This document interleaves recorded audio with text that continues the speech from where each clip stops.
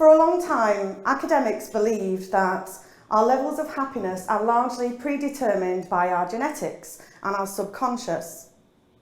But there's a school of thought emerging which suggests that actually around 50% of our happiness is genetic, about 10% is due to our life circumstances, and the rest, around 40%, is actually within our conscious control. And if you look at the principles of mindfulness and meditation, you see exactly the same thing. That happiness is largely about our internal mind state and not about external circumstances. In other words, happiness is largely something that we can consciously control. So happiness is a choice. I want to take you back to about 4 years ago when I was living in the UK with my partner.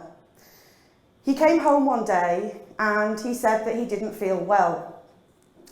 He went into the bathroom and a short while later I went in to check on him. I found him slumped against the toilet. He was groaning. His face was an awful shade of grey.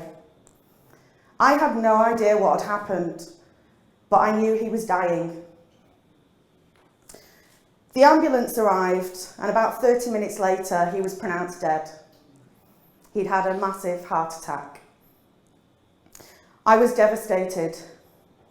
And I was even more devastated a few days later when I found out that he'd been having an affair, and it had been going on for a number of years.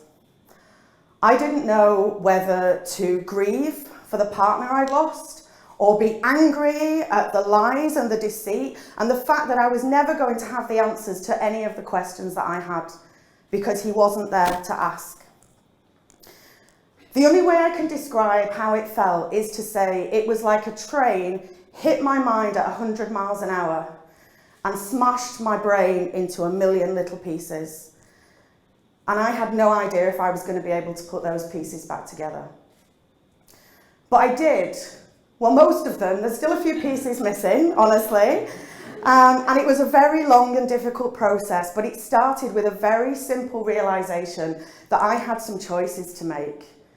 Because I realised that you can't always choose the circumstances that you find yourself in, but you always have a choice about how to respond. So how do you do that? I want to share 3 things that helped me on my journey over the last few years. The first one is mindfulness. I found that regular practice was a really good way of helping me to become more objective about my situation, to distance myself a little bit from my emotions, and to let go of the things that I have no control over. The second thing is zooming out. When things go wrong and we have bad experiences, we tend to zoom right into the detail of what's happening. It's almost like looking at your life through a zoomed in camera or under a microscope. And in order for us to get some perspective, we have to zoom back out and look at the bigger picture of our lives so that we can move forward. The third thing which I found helped me was making changes. Making changes to give myself time, distance, and space from what had happened. Now that might be about taking a holiday or changing your habits or your routines or even your social circles. About 3 months after this had happened, the company I work for asked me if I would move out to Singapore and start a new business for them. And I was flattered, but I was also absolutely terrified. My mind was still in many little pieces. I said it was a long and difficult process to put things back together. This was either the worst possible time to move to Singapore or the best possible time. And I thought, what's the worst that can happen? I'm not going to die. And trust me, when you go through something like this, it really changes your perspective on things. So I thought, the worst that can happen is I move to Singapore, I hate it, or it doesn't work out, and I can move back to the UK, and at least I have no regrets about having tried it. So I moved to Singapore, and 3 years later, having built up the business, I'm genuinely the happiest I've ever been.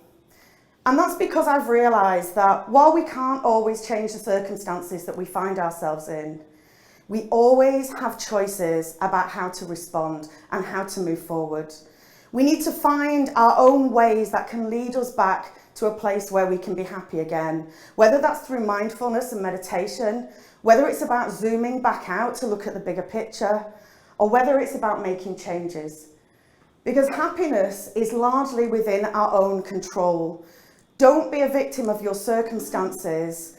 Make a positive step, make conscious changes in your life, because happiness is a choice. Thank you.